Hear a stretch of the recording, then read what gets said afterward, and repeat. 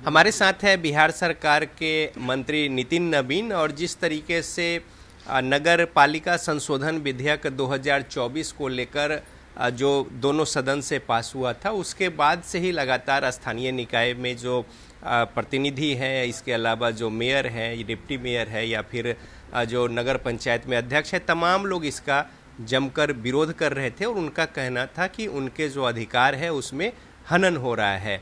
अब वस्तु स्थिति कुछ बदली है, क्या कुछ मसला है, जानते हैं किस तरीके से क्या कुछ निर्णय लिया गया है। देखिए, राज्यपाल के अनुमोदन होने के बाद ही उसमें म्यूनिसिपल एक्ट के माध्यम से हमें अधिकार मिला है कि हम उसमें कुछ संशोधन, अगर हमें कोई डिफ़िकल्टी लगती है उसको लागू करने में, तो उसको हम संशोधन कर सकते हैं। उसी के तहत, उस म्यूनिसिपल एक्ट के तहत हम लोगों ने 2 संशोधन किए। एक जो सबसे पहले पर्यवेक्षण का विषय था, जिसको लेकर व्यक्तिगत मेयर और जो भी हमारे नगर परिषद और नगर पंचायत के लोग हैं नाराज थे, उनके सुझाव भी थे कि जो पर्यवेक्षण का काम है वो स्टैंडिंग कमेटी और मेयर के पास ही रहे। तो हम लोगों ने उसको पूर्व की तरह स्टैंडिंग कमेटी और कि जो स्टैंडिंग कमेटी को प्रदत्त किया है उसके पावर को, और उसके जो स्टैंडिंग कमेटी के अध्यक्ष होते हैं मेयर होते हैं। दूसरा संशोधन हम लोगों ने किया, जो 7 दिन का विषय था और सिग्नेचर का, तो उसको हम लोगों ने संशोधित कर दिया। अब उसको न करके हम लोगों ने कहा कि 15 दिन के अंदर आपको प्रोसीडिंग की कॉपी निर्गत करनी होगी, चाहे वो स्टैंडिंग कमेटी हो चाहे बोर्ड की हो, और बोर्ड की बैठकों का जो प्रोसीडिंग होगा उसको अगले बोर्ड की बैठक में आपको प्रतिस्थापित करना होगा। यानी दोनों ही बैठकों को 15 दिन के अंदर प्रोसीडिंग देना और अगली बैठक में उसको प्रस्थापित करके सार्वजनिक करना। तो ये दोनों विषय पर एक संशोधन था।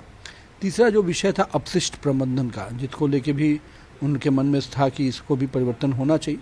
तो अपशिष्ट प्रबंधन में पहले भी राज्य सरकार ने जो बिल में लाया था कि अपशिष्ट प्रबंधन का दर निर्धारण एवं उसके क्रियान्वयन को राज्य सरकार या नगर पालिका करेगी और अंतिम निर्णय राज्य सरकार लेगी। तो राज्य सरकार ने अपने एग्जीक्यूटिव ऑर्डर के तहत निर्णय लिया है कि नगर पालिका ही अपशिष्ट प्रबंधन का दर निर्धारण और के क्रियान्वयन का काम करेगी। क्लस्टर की वर्किंग को केवल विभाग के अंतर्गत नगर निगम की टीम के साथ बैठकर कोऑर्डिनेट किया जाएगा।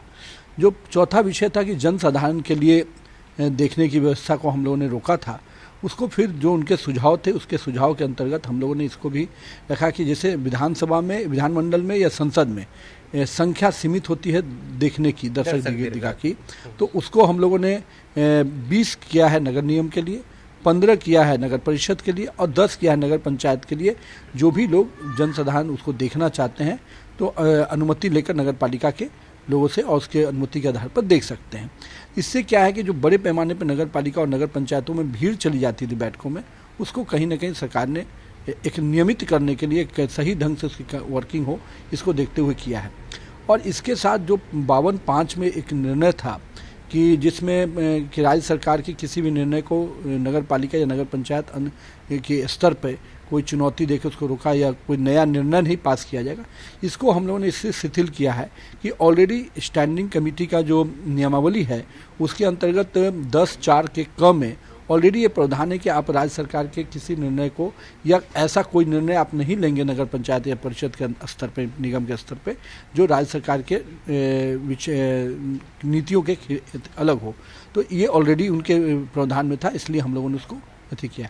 मेरा ये मानना है कि ये जो संशोधन है इसमें 2 ही संशोधन है, बाकी 3 तो एग्जीक्यूटिव ऑर्डर थे। जो मैंने पहले भी कहा था, जब हमारे पास सभी लोग आए थे, मैंने उस समय भी कहा था कि आप निश्चिंत रहिए, जहाँ पर जो कमियां हैं हम उसको दूर करेंगे। और नगर निकाय के प्रतिनिधि हो या नगर विकास विभाग, ये तीनों आपस में टीम है और इस टीम के रूप में आप काम कीजिए राज्य के विकास में करप्शन मुक्त करने के लिए, और कहीं ना कहीं आपके अधिकार की रक्षा करते हुए हम लोग करेंगे। वार्ड पार्षदों का जो बड़ा डिमांड था कि स्टैंडिंग कमेटी को के जो भी प्रोसीडिंग है वो उनको नहीं मिलते हैं समय पर, तो उसको भी हम लोगों ने 15 दिनों के लिए कर दिया है, जिससे कि कम से कम उनको हर दिन में प्रोसीडिंग की कॉपी चाहे स्टैंडिंग कमेटी चाहे बोर्ड की उनको तुरंत मिल जाए।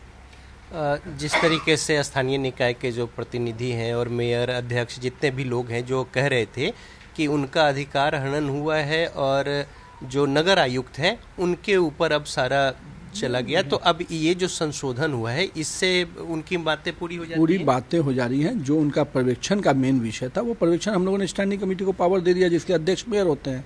पहले जो किया गया था पर्यवेक्षण में कार्यपालक पदाधिकारी को जोड़ा गया था, उनको हटाया नहीं गया था।